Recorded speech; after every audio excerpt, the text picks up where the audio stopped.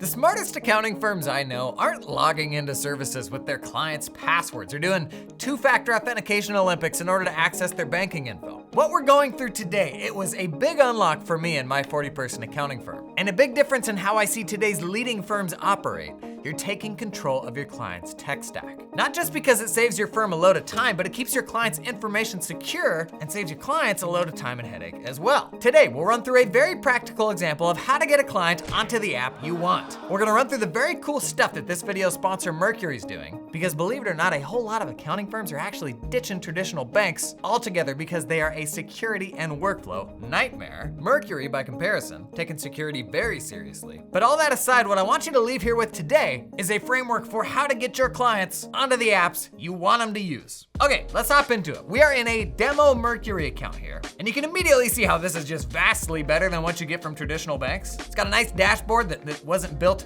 in the Reagan era, quick links to move money, pay a bill, or send an invoice. Search that actually works, like modern search. Look at this. Look at the transaction screen here, all the options that I've got for filters, like no arbitrary date range limits, right? I can filter by keyword. I've got recipient as an option here, amount, all stuff that's like, well, of course that should be a thing. But if we're gonna push something like this out to our clients, we need to nail down the most important problems that an app solves. These are the pain points where we're always gonna bring up that app to our clients when they come up. Here's the big 5 that I would say Mercury solves. Number 1, access. And this is a biggie. Okay, I'll hop back into the advisor portal. This is what your experience will look like if you sign up to Mercury for Accountants. It's their referral partner program. I can see all my clients in a single view, a bit of what's going on with their money. In fact, if I drill in here, I can see a little more info. Got some quick links for stuff like statements and transactions. Up here, I can invite new clients, either those we're already linked to, those who have a Mercury account, or I can send them a custom referral link if they're new to Mercury. But importantly, I can flip over here to team. Add a new team member as a manager or staff, assign clients to a team member, setting the permission level by client, and you can super customize this, even down to specific bank accounts within the company, because the right way to manage banking access is not to use your client's login and then chase them around for two-factor authentication codes. You know, the codes that literally always say, never send this code to anyone? Our system, like our firm's system, can't be to tell our clients to then send us that code. But even if your client does invite you to be a user on their bank, the whole team then has to share that login. Otherwise, your whole team's gonna be waiting on you to get them info from the bank, right? So in most cases, you're either using the client's login or you have a single login that your entire firm has to share. It's not good, as opposed to how it should be. In Mercury, the client invites you, and then you can add each member of your team that ought to be on it with very granular access. Like if you got an admin that's just gonna pull their bank statements every month, you give them that limited access. Oh, before I forget, check this out in the advisor portal. You can bulk download all statements for all clients. I know. Anyways, Mercury, they're just taking security to a whole nother level. They got a whole trust center. You can see all the details in here. Okay, 4 other big benefits to Mercury that I'll rapid fire you through. Remember, we gotta nail down what are the core reasons we'll communicate to clients as to why we want them to move to our preferred alternative app. In fact, probably even outline them on a 1-pager you can share with your clients. Okay, number 2 is card hygiene. Because in most small businesses, you've got the boss. They'll have some physical cards. Maybe a trusted admin has a card. Sometimes there's even a shared card for the entire office. Oh my gosh. But again, it's because this is often the only option that you get from traditional banks. So here's the better alternative. We'll come down here to cards. It is super simple to create a new card. Identify the card holder, credit or debit card, physical or virtual. But importantly, we got 2 types of controls here. First is a merchant lock. That is, it only works with a specific merchant. So this could be a virtual card that only works with a single merchant, and then you come down here, probably set a monthly spending limit. We can also create a category lock to, for example, make it so the card can only be spent on travel purchases. But probably most importantly, we've got spend limits here. And then also, this is kind of cool, you can set a custom expiration date if the card won't be needed for long. Now you may not even know what to do with these superpowers. The biggest 2 things this enables, in my opinion, is I can give cards to more people on my team because I have greater control over their limits. Means my team can have the good type of autonomy, working within the boundaries that I set. And 2, you can spin up virtual cards for many online services that you want to have their own limit. So if a team member asks if they can set up a new $40 a month software subscription, rather than chucking that into the black hole of everything else that's on your card, create a virtual card with a $40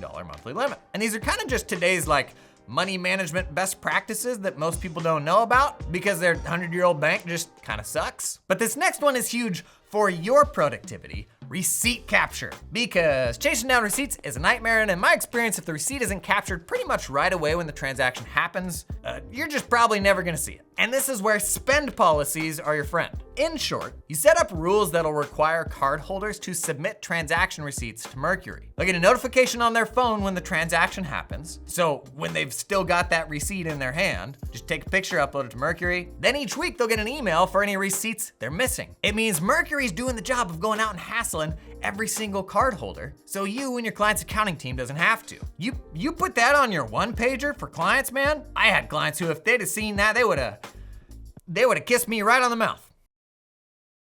Okay, fourth reason I'd be pushing Mercury, because in 2025, paper checks are just not the move. But most business owners still write paper checks because the bill pay service from their old school bank is just awful. Easy to dunk on paper check people, but most of them haven't seen the alternative. Here's how simple it is in Mercury. Under payments here, we've got some past payments. I'll just hit send money. If there's a bill, we can add it up here. Then either select an existing recipient or add a new one. Fill out all the bits, and you can even require them to submit a W-9 or W-8 BEN. With Mercury, you get free ACH transfers and free domestic and international USD wires. And they've actually got an entire bill pay module where it'll auto extract the details from invoices you upload or email into it. Then you can even set up like approval workflows for them. And reason number 5 for why I'd push my clients to Mercury, before we get into like how to actually convince them to change, number 5 is the power user stuff. Look at this. I already showed you how simple it is to invite new clients and even bulk download statements for all of your Mercury clients. But if you own multiple entities, as most of our clients do, you can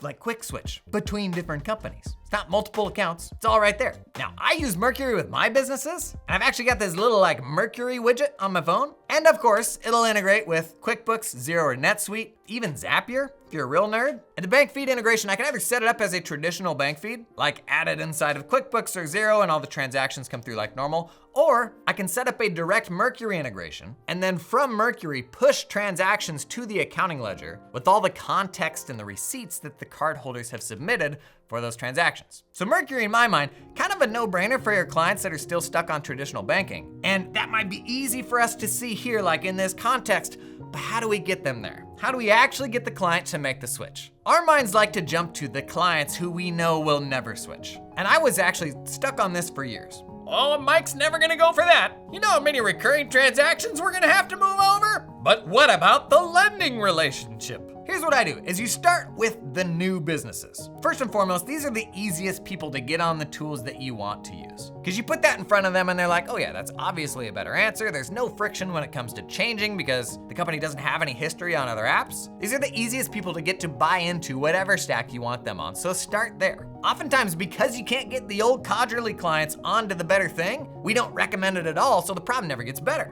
Start with the new businesses, ensure that the problem doesn't get any worse. After that, I wanna make sure that I'm not letting another new client in the door without having some hard app stack conversations. And it's because at the time somebody is switching to your service, there's a greater openness to doing something new than there will ever be again. They're already kind of in the mood to rip some band-aids off and make some changes. They know that working with a new provider, it's gonna come with that transition, and we wanna capture this openness and work through this as part of their onboarding process. And it's only then, it's only last, that I start thinking through the rest of my clients. And I had the most success with this when I was able to present the app as a solution to a specific pain. And I'll give you a really basic example. You gotta ask the client for a 2-factor code to get into their bank. Maybe the client doesn't send it back to you before it expires. Everybody's frustrated, you're embarrassed, we're usually actually apologetic in this case. Oh, the client's gonna be so mad. But is that our fault? This is only our fault if we haven't made a recommendation that would solve this problem. So rather than being apologetic, say, hey, there's an easy solution to this problem. And it's actually what we recommend. And if we're going to continue having this problem going forward, it's only gonna be because you're not taking my recommendation. That ain't on me, that's on you. So if we can bring this full circle, this is the power of being opinionated, of actually having something to say when it comes to the client's tech stack. That one-page doc that we've talked about. Every time a client is bumping up against one of these pains that an app solves, I want every member of my team putting this doc in front of the client saying, hey, we got a solution to this. We will help you through the transition. The reason you're having this problem is that you haven't taken our recommendation yet. Let us help you. Because sometimes we forget, Like just how much more we know about this stuff because we've seen into the accounting departments of so many businesses, we forget how valuable that advice and that opinion is. So don't sell yourself short. Don't be afraid to propose the better alternative. All right, a big thank you to Mercury for sponsoring this video. Loads of cool stuff Mercury does that we didn't even get into. They even have a referral program. They'll send you like $1,000 for each new eligible client. Mercury is a fintech company, not a bank. Terms apply for bonus eligibility. Check out the video description for some important disclosures and to learn more about Mercury. And if you wanna see a bunch more demos of my favorite accounting firm apps, do I have a playlist? Do I have a playlist for you? There's a whole bunch of demos up here. You're gonna find some seriously cool stuff.